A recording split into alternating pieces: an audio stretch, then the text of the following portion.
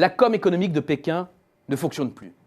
Et seuls les jusqu'au-boutistes de la doxa officielle nient encore la brutalité du ralentissement en Chine. Une brutalité qui peut se lire à travers 3 juges de paix, plus difficiles à truquer que les chiffres officiels du PIB. Il s'agit 1. De la dégringolade de près de 21% de la bourse de Shanghai depuis le 22 décembre. 2. Du plongeon du yuan qui a perdu environ 4% de sa valeur face au dollar depuis novembre. 3. De l'hémorragie des réserves de change, près de 500 milliards de dollars envolés en 2015. La croissance décroche. Mais comment s'en étonner? Cela fait maintenant près de 45 ans que la Chine est sur avance ultra rapide, avec un PIB en hausse de près de 9% par an en moyenne. Et il faut remonter en 1976 pour trouver trace d'un accro. Aucune grande économie n'a jamais fait aussi bien, aussi longtemps. Pas étonnant alors que ça la coince un jour. Mais pourquoi maintenant?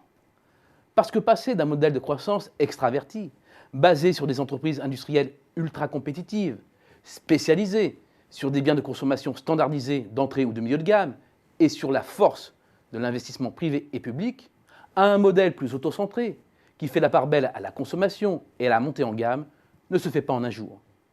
Il s'agit là de 2 modèles à front renversé qui soulèvent des problèmes redoutables de transition.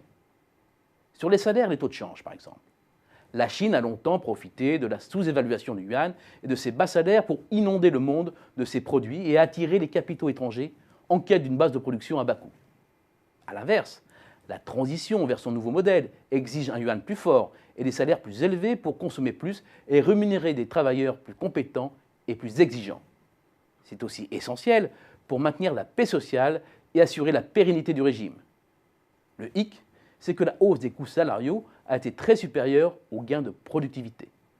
Conséquence, la Chine s'est en partie disqualifiée par rapport à ses voisins immédiats, vietnamiens, indiens, philippins et même thaïlandais en matière de compétitivité coût, avec un salaire mensuel moyen manufacturier devenu trop élevé.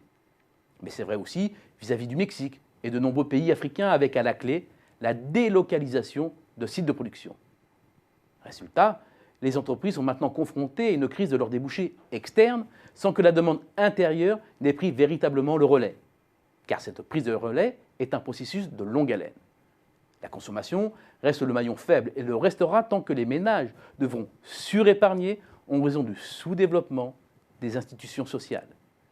Les ménages urbains chinois épargnent 35% de leurs revenus contre 15% pour les Français. Elle le restera d'autant plus que l'unification du territoire en faveur de la Chine intérieure est un processus qui est loin d'être achevé et qu'il exige encore des investissements massifs qui pompent les ressources de la Chine développée. Il y a là un véritable conflit d'objectifs et de temporalité. Les Chinois doivent consommer et investir massivement au moment même où le reste du monde désinvestit les industries côtières, conséquence de plus d'une décennie de surinvestissement. Ce recentrage des chaînes de valeur occidentales aggrave ainsi le caractère insoluble de l'équation chinoise. Dans ce contexte, les entreprises n'ont d'autre choix que de désinvestir, se désendetter, baisser leurs prix. Baisse des prix, hausse des coûts. La rentabilité du capital s'effondre, participant à la débâcle boursière et la fuite des capitaux. Saturation des besoins en logement et en infrastructure, endettement excessif, importance du shadow banking complètent la liste déjà longue des difficultés qui prennent les allures d'un cercle vicieux. Bref, toutes les conditions sont réunies pour que s'ouvre une longue période de croissance faible, voire une récession.